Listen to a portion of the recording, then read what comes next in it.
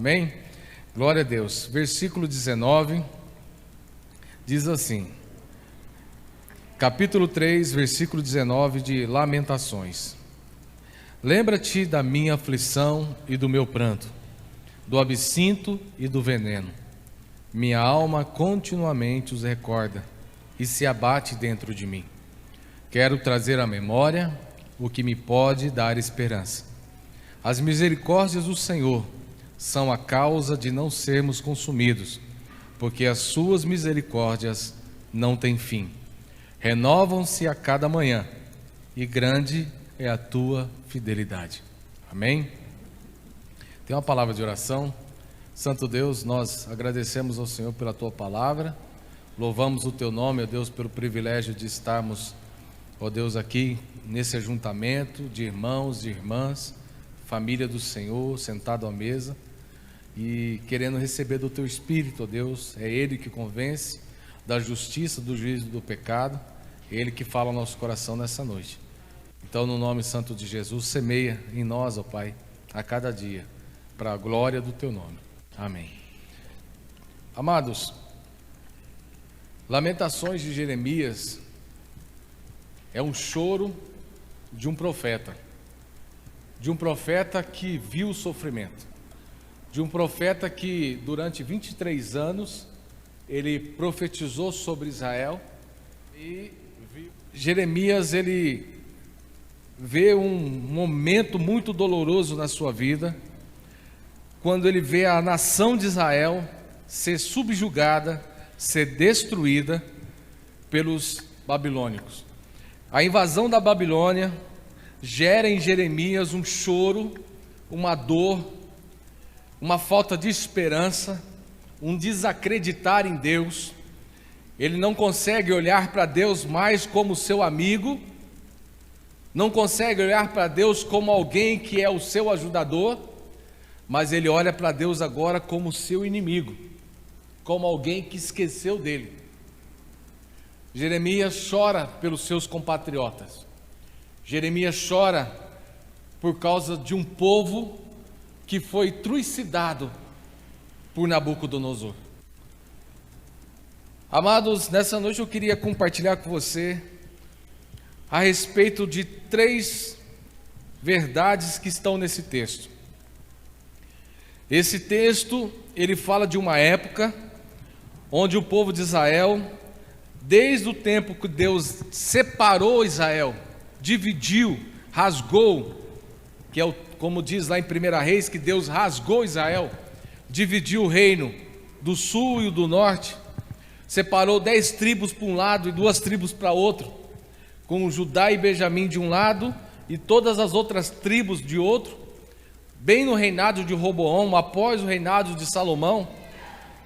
Mas mostra que Israel andou nos caminhos maus, que os reis de Israel se desviaram da presença de Deus e não ouviram os alertas de Deus, as cobranças, não ouviram as orientações,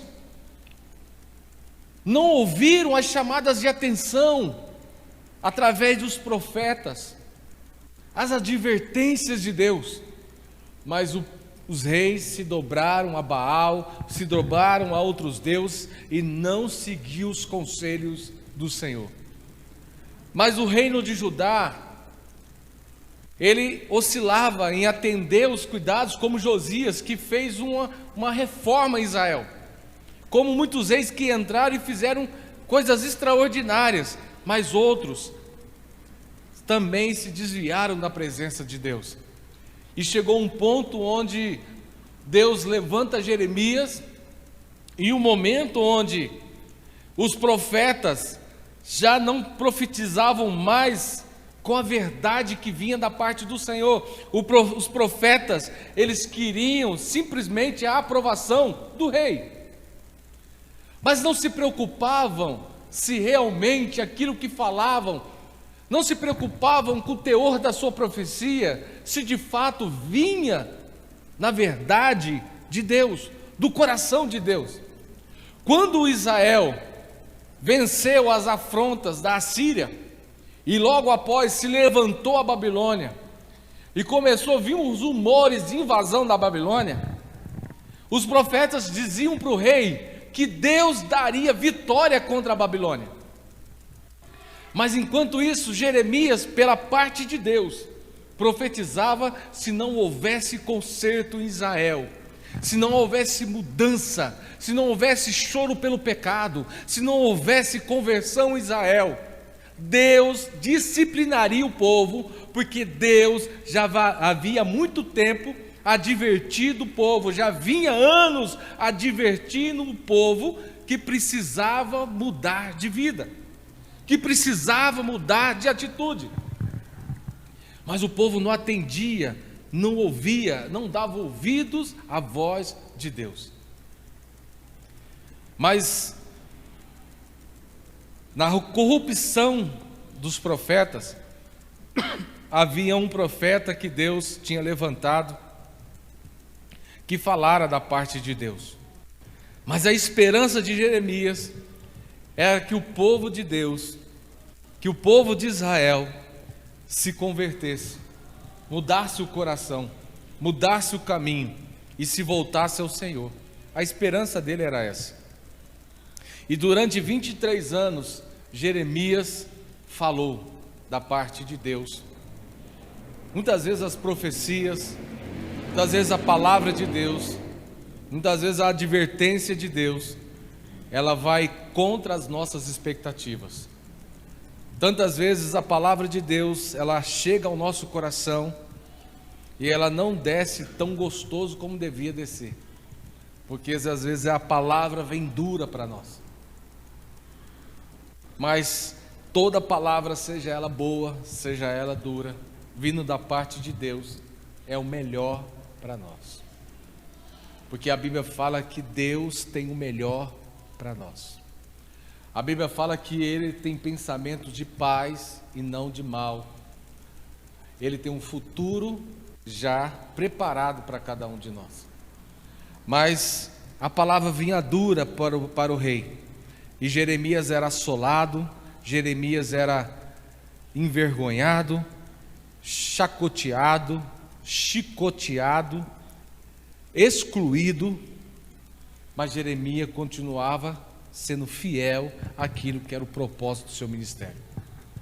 E aí chega o dia da disciplina, o povo não ouviu, Babilônia chegou, invadiu Jerusalém, destruiu o templo, que era o símbolo do orgulho israelita, destruiu o templo construído por Salomão. A história diz, tanto Joséfo como Irineu de Cesareia, com vários outros teólogos, eles dizem que o sangue na primeira leva, na primeira invasão, ele chegava nas canelas dos soldados. Foram mortos, mas foi levado a algumas pessoas. E a primeira invasão, ela foi só um alerta. Foi um trato que Nabucodonosor fez com Israel. De que é o seguinte: olha, eu vou levar 1000 jovens, 1000 pessoas doutas em conhecimento. Vou levar essas pessoas e vou levar outros cativos. Jeremias ficou em Jerusalém, mas essas pessoas vão, mas eu vou voltar.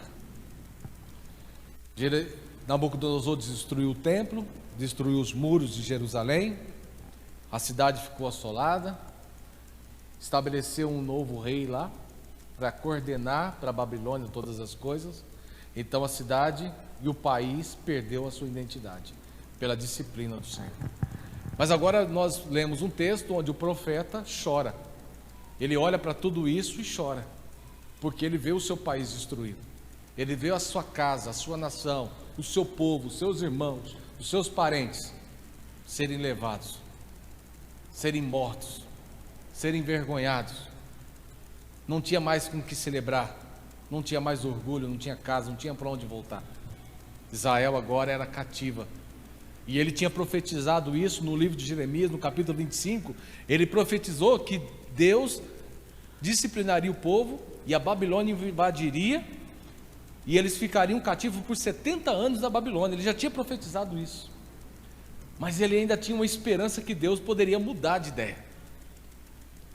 Mas agora ele viu que Deus não mudou de ideia, e a mão de Deus pesou. Então a dor do versículo 19, quando ele diz: lembra-te da minha aflição e do meu pranto. A dor que Jeremias está sentindo ali é uma dor gerada pelo pecado do outro, pelo pecado de Israel. É uma dor que gerou em Jeremias, misturada com a visão que ele teve da destruição que ocorreu no país. A dor chegou no coração de Jeremias, a dor estava presente no coração do profeta, e ele começa a dizer para Deus: lembra-te da minha aflição e do meu pranto. E uma realidade, uma lição que a gente aprende é que a dor, ela bate na nossa porta. Todos nós lidamos com dores, ninguém está isento disso. A dor é uma realidade presente na nossa vida. Quantos de nós nos choramos na época da pandemia? Quantos amigos, quantas pessoas que nós conhecemos, que nós amamos, se foram com a doença? E quantos outros motivos de dores têm batido na nossa porta que nos fazem chorar, que nos fazem ficar aflitos, perder a esperança? Quando a dor nos visita, nós queremos saber por quê.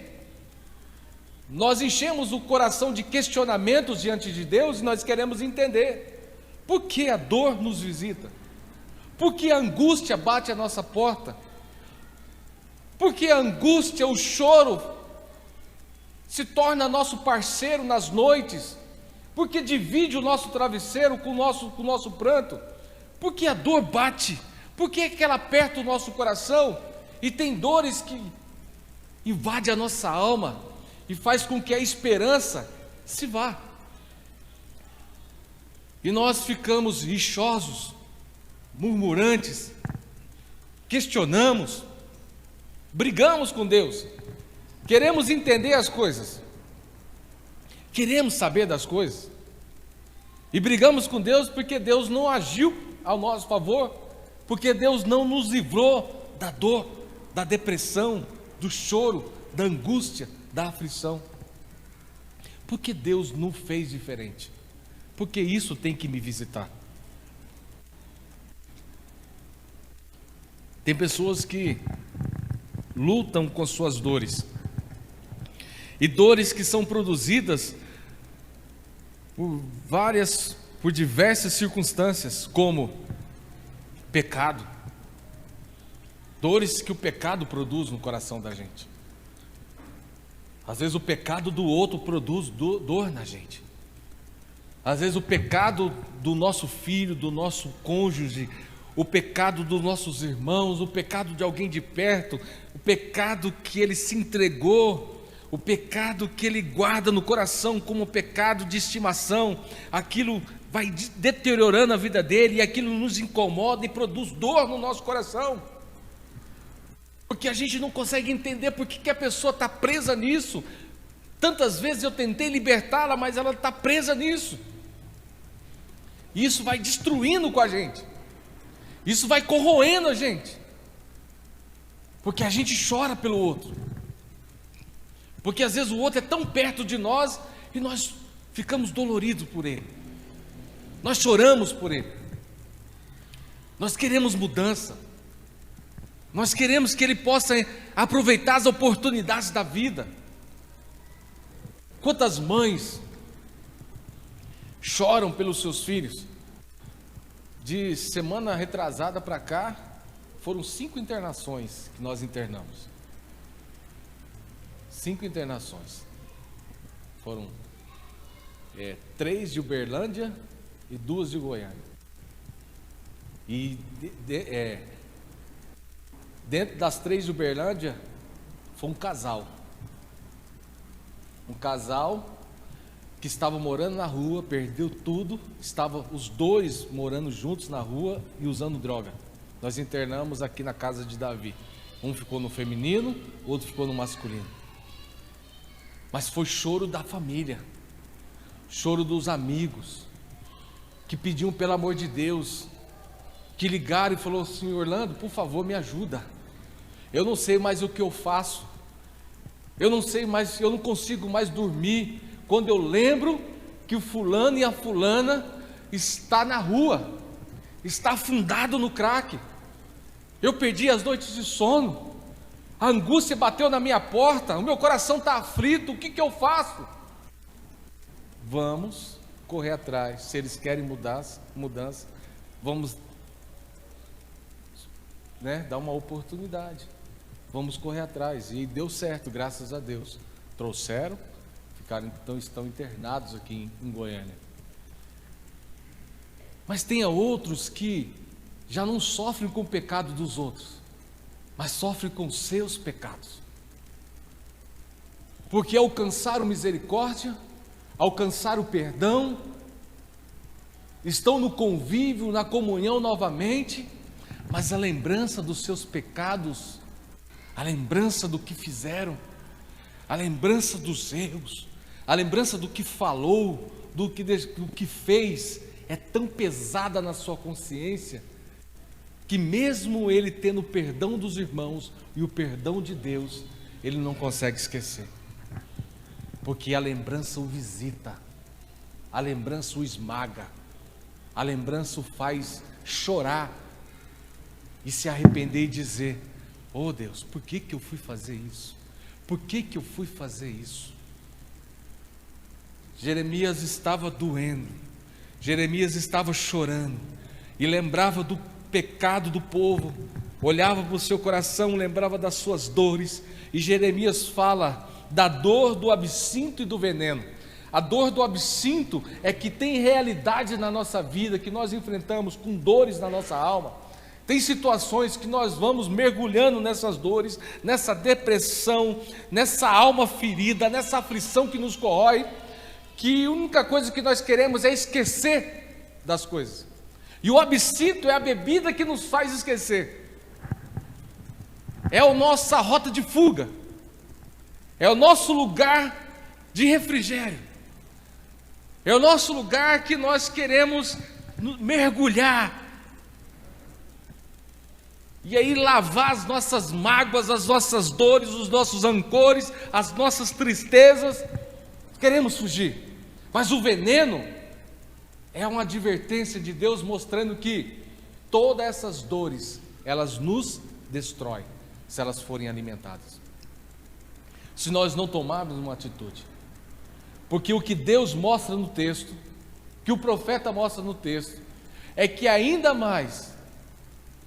por mais que nós tenhamos dores, por mais que nós tenhamos situações difíceis, circunstâncias difíceis, ainda há um lugar que nós podemos ter atitudes, ainda há um lugar que nós podemos tomar atitudes, ainda há situações que nós podemos decidir. Nós estamos numa posição diante de Deus que nós podemos ainda decidir.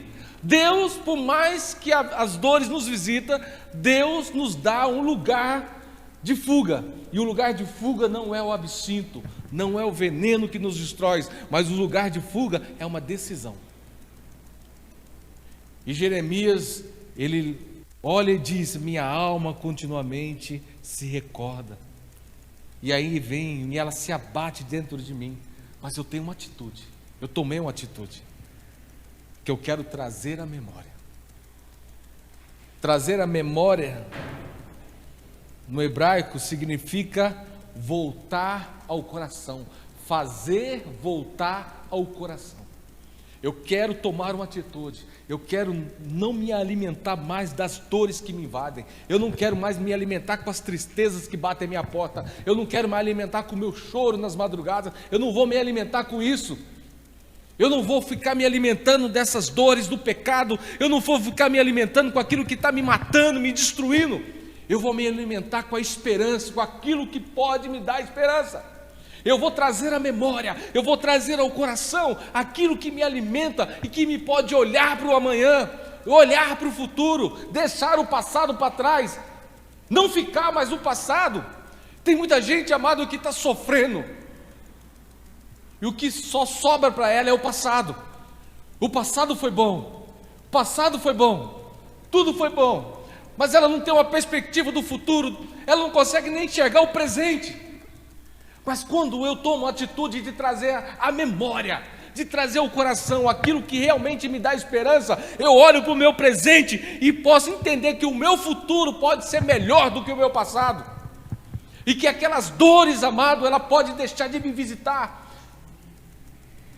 e que meu pranto não vai ser mais parceiro do meu travesseiro, porque tem algo para mim, porque Deus me deu uma oportunidade, Deus me deu uma nova chance, e Deus me deu uma oportunidade e uma decisão. Eu decido não me alimentar mais do meu sofrimento, eu decido não olhar mais para aquilo que está me destruindo, mas eu vou me alimentar daquilo que me dá esperança, eu vou me alimentar daquilo que pode me dar esperança. Jeremias olhava a destruição de Jerusalém, Jeremias olhou para aquilo que acometeu com o povo de Jerusalém, Jeremias olhou para Israel, e agora Israel, uma nação cativa, era o sofrimento de Jeremias. Ele entendia que Deus o abandonou, ele não via mais Deus como seu amigo, mas agora como seu inimigo. Mas quando ele olhou para a tragédia, quando ele olhou para a situação que acometeu sobre Israel, quando ele percebeu que Deus tinha preservado vivo alguns, quando ele percebeu que parte de Israel estava exilada, ele conseguiu enxergar a misericórdia de Deus. Sabe o que nos falta às vezes, nos momentos das dores?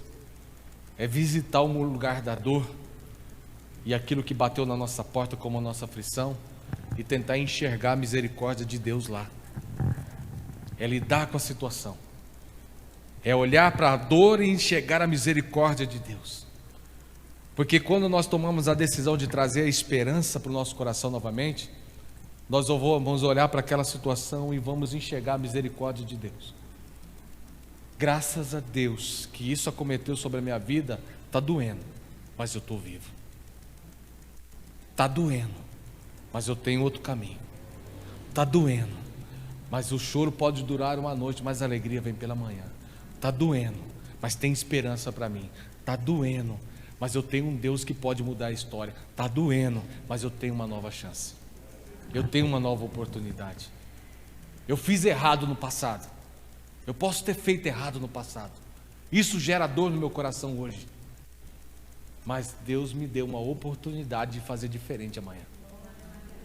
Porque não interessa o que eu fiz no passado, não interessa o que eu vou fazer daqui para frente. Daqui para frente é o que interessa na minha vida. E daqui para frente eu não vou mais me alimentar das minhas dores. Daqui para frente eu vou me alimentar daquilo que me traz esperança. E Jeremias diz que as misericórdias do Senhor são a causa de não sermos consumidos, porque as suas misericórdias não têm fim. Amados, misericórdia, se nós olharmos 3 palavrinhas no reino de Deus que é interessante no Evangelho, que é misericórdia, é justiça, misericórdia e graça.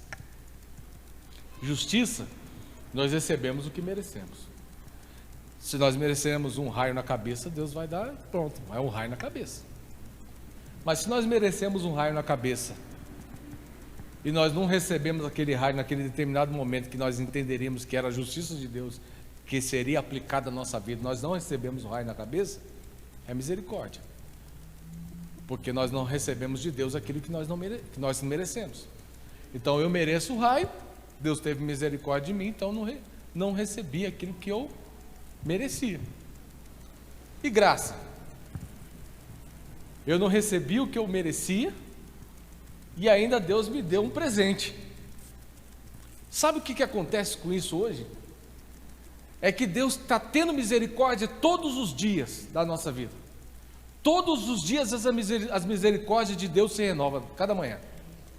Só que muitos de nós, amado, olha para isso e vê como que nada tivesse acontecido, que posso continuar nos mesmos erros, do mesmo jeito, porque se está do mesmo jeito, se todo dia o raio não cai na minha cabeça, é porque está tudo certo com Deus, e eu posso continuar do mesmo jeito, está tudo certo, Deus está beleza comigo, eu não ofendi a Deus com o meu pecado, ou com a minha falta de mudança, eu vou continuar me autodestruindo,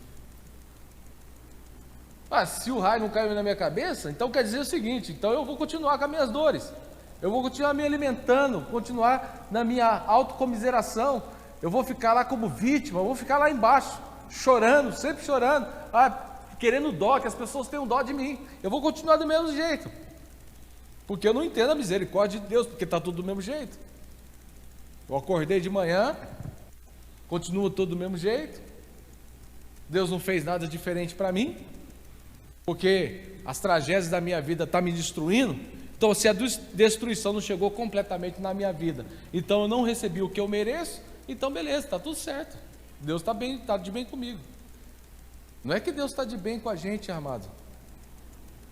As misericórdias de Deus não quer dizer que Deus está conivente com o pecado, ou Deus está conivente com as nossas comiserações, com os nossos choros de dores, de lamentos, buscando que as pessoas tenham dó de nós, nos colocando como vítima, porque isso que as dores fazem, muitas vezes, nos fazem agora ficar numa posição, de coitado, de choro, de dor, né? Naquela comiseração tremenda ali, chorando, e às vezes a gente quer uma ação de Deus, e a gente não consegue discernir a misericórdia de Deus. Quando a misericórdia vem, é que Deus está dando para a gente um novo começo. Deus está dizendo para mim e para você: olha, hoje eu te dou uma outra oportunidade de você fazer diferença. Eu te dou uma oportunidade que hoje você vai fazer melhor do que ontem. Você fez errado ontem. Você falou alguma coisa para sua esposa que você não queria ter falado. Isso está te matando. Você discutiu com o irmão no seu serviço, você falou uma coisa para ele que você não gostou, que depois você ficou, puxa, por que eu fui fazer isso? Isso gerou um transtorno na sua alma, no seu coração, até um desentendimento na relação, e você fala: poxa, cara, eu podia ter feito diferente. E tem coisa que a gente fala para a esposa que parece que o negócio fica ali guardado, né? Que a gente fica lembrando toda hora: poxa, eu poderia ter falado, eu não podia ter respondido assim. Mas Deus está falando: amanhã eu vou te dar uma outra oportunidade para você falar o que você realmente deveria ter falado, para você fazer diferente. Se você fez errado, amanhã você faz o certo, porque amanhã as minhas misericórdias se renovam, e é por causa das minhas misericórdias que você não é consumido. É por causa das minhas misericórdias que você não é consumido por causa do seu pecado. É por causa das minhas misericórdias que o pecado que você comete, você tem uma nova chance. E alguém pode dizer para você: mas espera aí, então a pessoa vai ter 1000 chances nessa eternidade enquanto Jesus não voltar? Nós teremos 1000, 2000, 3000 chances, porque a mesa está posta, e a mesa posta nessa eternidade, antes da volta de Jesus, ela tem um ingrediente aqui, que é o perdão. O perdão de Deus, ele está disponível, acessível para todos nós, quantas vezes você precisar. 70 vezes 7. Quantas vezes você precisar. Quantas vezes você precisar acessar a misericórdia de Deus para ter um novo começo, você vai ter. Mas vai ter um limite, porque o dia que Jesus voltar, não há mais perdão e não há mais misericórdia. Mas enquanto Jesus não vem, temos perdão e temos misericórdia. E por que Deus faz isso? Porque Ele tem um propósito, e Deus é fiel ao seu propósito. Por que Deus deixou um remanescente na Babilônia? Por que Deus deixou vivos alguns? Porque quando Jeremias viu que alguns foram para a Babilônia, ele percebeu: Deus tem um novo começo para Israel. Deus tem uma história ainda com Israel. Deus manteve vivo ainda, porque Deus tem uma história com esse povo. Ele é fiel com o seu propósito.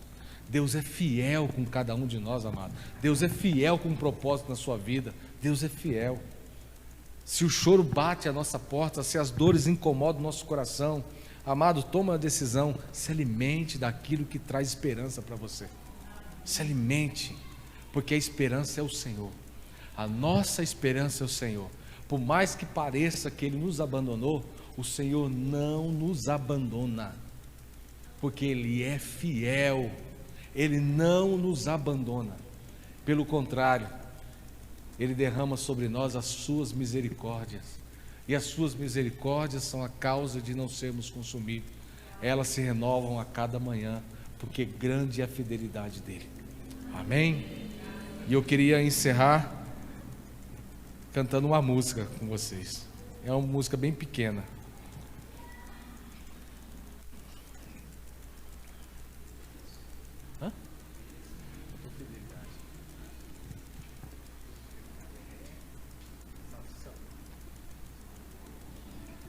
Fique em pé, amados. Feche seus olhos, vamos orar juntos.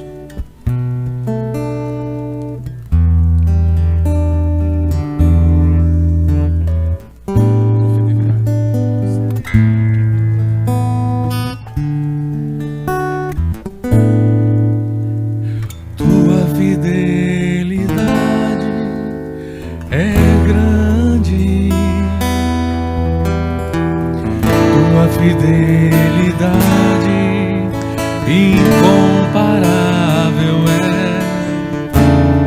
Nada é como tu, bendito Deus. Grande tua fidelidade. Fale isso ao seu coração. Tua fidelidade é grande. Tua fidelidade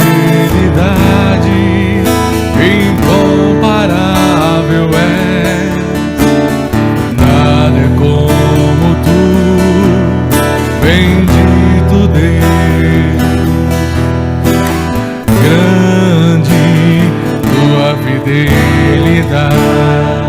Mais uma vez, com o coração declara. Tua fidelidade é grande. Tua fidelidade incomparável. Fidelidade incomparável é. Nada é como tu, bendito Deus.